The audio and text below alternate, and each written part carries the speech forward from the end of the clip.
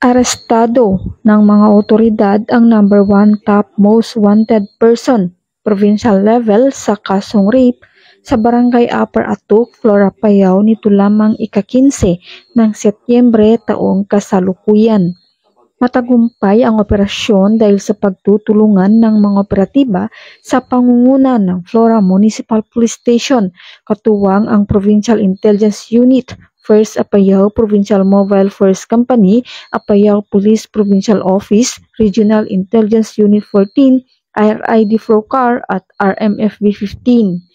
Arestado ang suspek sa bisa ng warrant of arrest sa kasong 3 counts of rape na inihain sa Regional Trial Court, 2nd Judicial Region, Luna, Payao na may inirekomendang piyansa na 120,000 pesos bawat kaso.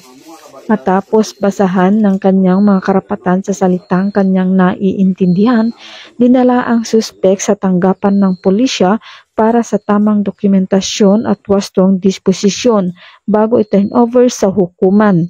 Ang matagumpay na operasyong ito ay bahagi ng patuloy na kampanya ng PNP laban sa mga kriminal at wanted personalities sa lalawigan. Mula dito sa Payao, ako ang iyong PNN correspondent, Patrolwoman Mayra Beran, alagad ng batas, tagataguyod ng Balitang Pulis.